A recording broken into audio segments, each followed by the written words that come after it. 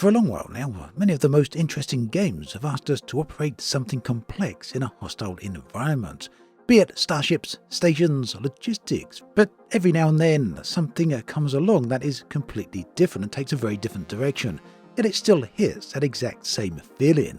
And that is exactly what we get here with The Last Caretaker, and it's done this in a very specific way for me, a game I've really enjoyed.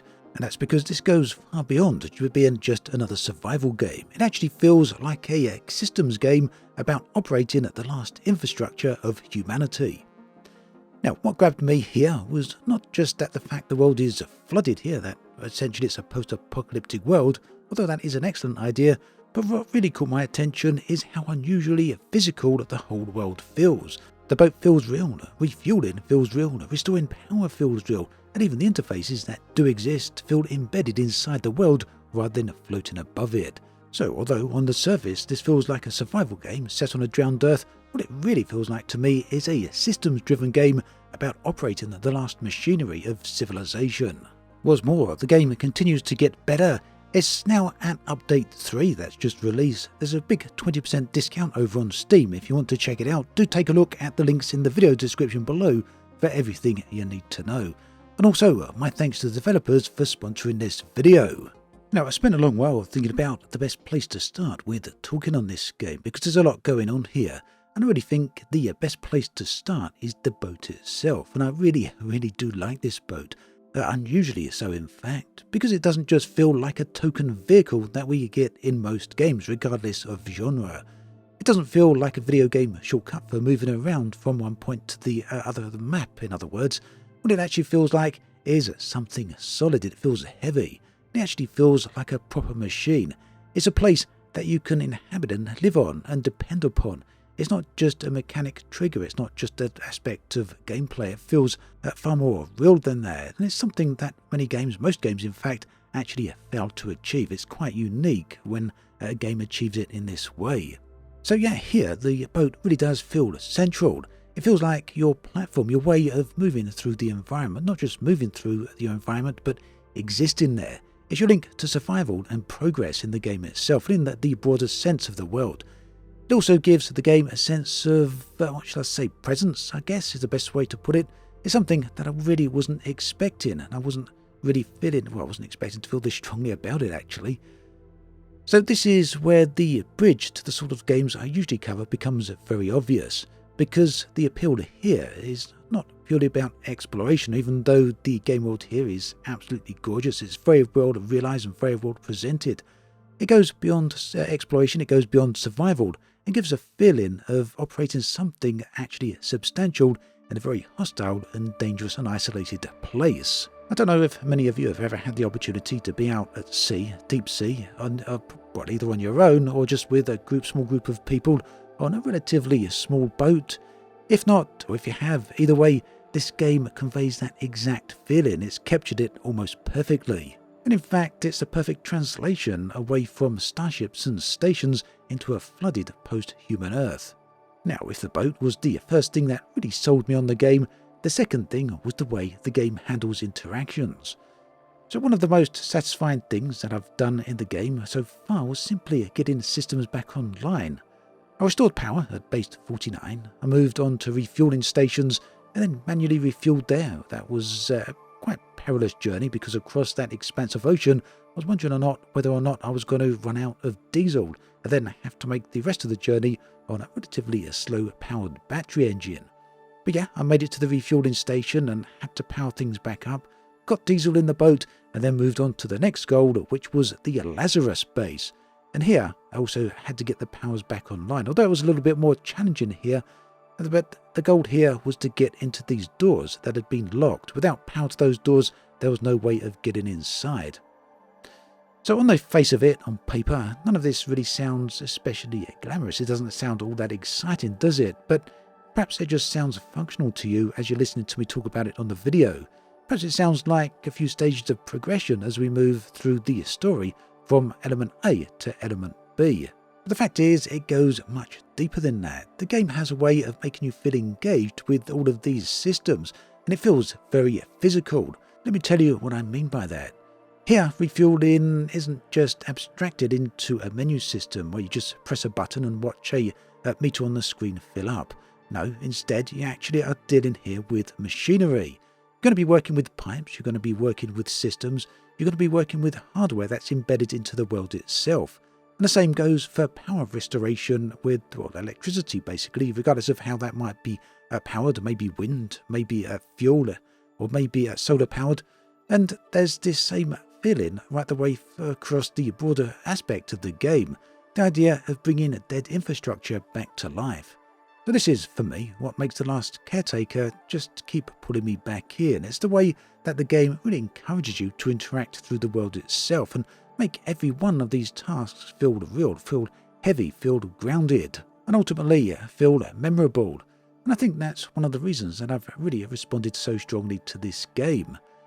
Now, many games out there talk about immersion, you hear that all the time, but what that usually means is atmosphere, it means visuals, sound design or scale. All of those things are very good, they do matter, and they matter immensely, of course.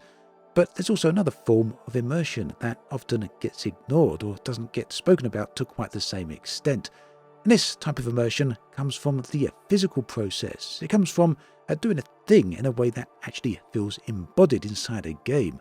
And it's rare because this often requires you to remove the UI layer of the game world itself and have the player interact directly with the world. And The Last Caretaker understands that very, very well indeed. And this leads then onto the third thing that makes this game stand out for me, and that is the environments themselves. And this might initially on the surface not feel like it's part of a system of a game, but it turns out this is the connective tissue. Because this is a post-apocalyptic world, it's set in a world that's entirely flooded, and that ocean is very important. Because if we think of space games and we think of the substrate of space games being space itself, the cosmos, the void in between the planets, in between the space stations, here in this game, the oceans serve as a very same thing. They serve the same purpose. They connect you from A to B. They connect the various different elements of the game. Whether that's a refueling station, like you saw me show off earlier, whether it's one of the power hubs that you need to restore power to in order to restore navigation to the overall systems, or whether it's the Lazarus building in which I'm in here, and this is very central to the game. I won't spoil that particular thing, but I will touch on it a little bit later. All of this is very rich. And as I'm sure you've noticed throughout the footage, this does have very nice graphics as well. Despite being an indie title, I think the quality of the graphics here are, they're top notch, they're really, really good. Whether you're inside the buildings where you've got this really utilitarian industrial look, whether you're outside on the oceans and you've got those beautiful, gorgeous sunsets or the massive, intense storms, there they feel very natural. The bottom line is that all of these different environments really do serve the purpose of connecting the gameplay together in a very cohesive way. And I feel that's very important because you can have absolutely great gameplay mechanics, but if you don't have a suitable world to connect that all together and have it inhabit, then you're off to a loss to start with. And conversely, you do get other games which have absolutely stunning worlds, some of them very big, some of them very large, but they lack in terms of solid, grounded gameplay. Fortunately for us then, The Last Caretaker actually has both of these, and it has them in great abundance. And perhaps more importantly, it fully understands how to connect each of these things and all of these things together. I also want to touch a little bit on the story here. It's not too heavy early on, but there is a clear narrative. But when I reached the Lazarus base and got the power running there, opened the doorways to get inside, and then I saw what the whole project actually was. And the game kind of turned into something else for me at that point. It started feeling like an escalation point, and I don't want to spoil the game too much more past this particular point. It's still relatively early on in the game if you follow through the story and follow through the instructions you're given. But what this really led me to realise is, suddenly how much Base 49 very early on actually mattered in the game. It explained to me why refueling really is important and why restoring power is, actually has a massive impact on the game and the ability for you to progress. And of course, everything pivots around your boat. It's no hyperbole to say then that the boat is the essential experience to the game. Everything pivots around this kind of like a spiral network, like spokes from a wheel radiating outwards. Every spoke is important. The central hub, the central axis is your boat, and around the rim, around the edges, you've got all the connections of the gameplay. And yeah, it's not an underestimate to say that within the context of the game, the entire fate of humanity depends upon that structure and you overseeing it. And I guess that really comes down to why the game is titled as it is, The Last Caretaker. It's very fitting indeed. Also, Update 3 is now out, and if you're a bit dubious over spoilers, if you don't want to hear those, then do be aware a few will now come. I'll give you a second to do whatever you want to do there. So yeah, there will be Update 3 will allow you to contact space, and contact specifically with the new Council of Humanity. And that means building vital committees that shape the life of Earth. There'll also be a whole load of new threats around the oceans, which include ram sharks, laser sharks, and many other things besides. It's a big update that includes a lot of things, including fabricating some allied support units that might help you along the way. So I'm going to leave it at that particular point. This is a game I really do recommend anyone try out. There is a demo available if you want to go and have a little bit of experience with it first. And don't forget that the Update 3 is now available. There's still a 20% discount over on Steam. Do check out those links in the video description. My thanks again to the developers for sponsoring this video. Do take care, and I'll catch you next time.